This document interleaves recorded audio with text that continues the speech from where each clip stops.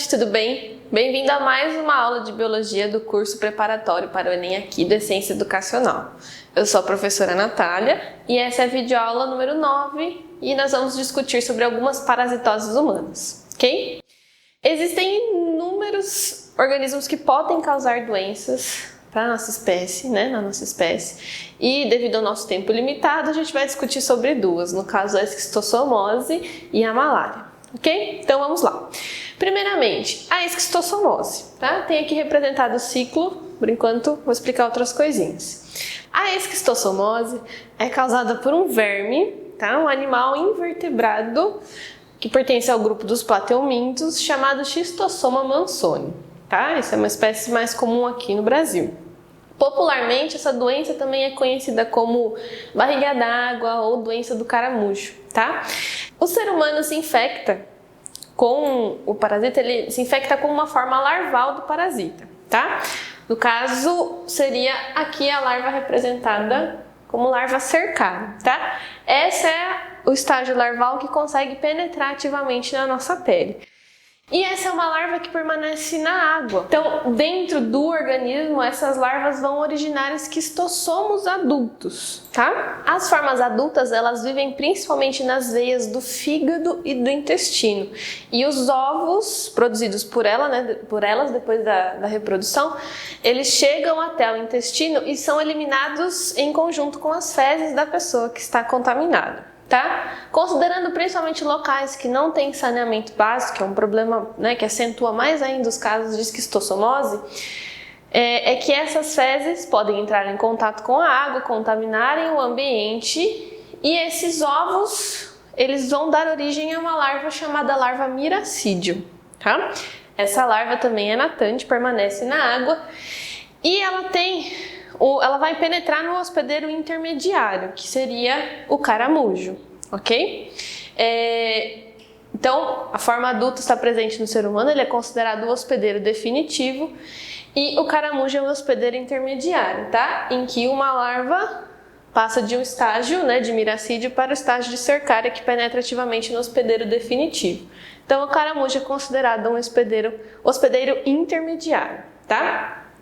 No caso de qualquer doença, o ideal é a prevenção. Então, nesse caso, considerando todos os fatores envolvidos, algo que auxilia na prevenção, principalmente o saneamento básico, então coleta e tratamento da rede de esgoto, utilização de água tratada, evitar entrar na água em locais que você não conhece, em que, principalmente, por exemplo, se tiverem caramujos muito próximos, e também combater os caramujos, tá? Lembrando que o caramujo é um invertebrado também, e pertence ao filo dos moluscos, certo?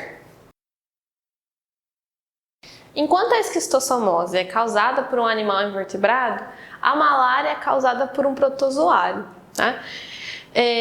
Existem normalmente 4 espécies que podem causar a malária, todas são do gênero chamado Plasmodium, ok? O protozoário ele pode infectar uma pessoa através da picada de mosquitos fêmeas do gênero Anopheles, ok? O protozoário ele apresenta diferentes estágios, diferentes formas ao longo do ciclo de vida dele. A gente vai ter os esporozoítos, os merozoítos e os gametócitos também, tá? Então, o mosquito fêmea do gênero Anopheles, na secreção salivar, quando ele pica a pessoa, ele vai liberar os esporozoítos. Então, o esporozoito entra na corrente sanguínea do indivíduo infectado, agora infectado.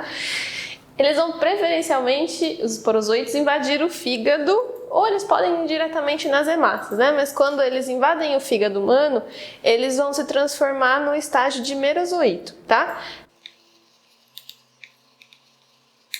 Esses merozoítos, eles vão invadir as hemácias, tudo bem? E daí tem 2 possibilidades, Ou eles se multiplicam, se proliferam dentro, eles vão se diferenciando e vão se proliferando dentro da própria hemácia, e quando eles saem da hemácia, ele causa uma ruptura, e toda a ruptura, de todas essas hemácias em conjunto vai gerar, por exemplo, bastante febre no indivíduo, tá? E dependendo da espécie, a gente tem da espécie do Plasmodium, né? A gente tem esses picos de febre característicos de 2 em 2 dias ou de 3 em 3 dias, que é um sintoma bastante característico da malária, tá? Que é quando ocorre essa ruptura das hemácias em conjunto, em sincronia. Outra possibilidade, né, é que ocorre desenvolvimento desses merozoítos em estruturas chamadas gametócitos, tá? A gente vai ter o masculino e o feminino, tudo bem? Então, esses gametócitos, quando o mosquito vai picar uma pessoa que está infectada, ele vai ingerir essas hemácias contendo os gametócitos, ok? Dentro do mosquito, esses gametócitos vão se diferenciar em gametas masculino e feminino.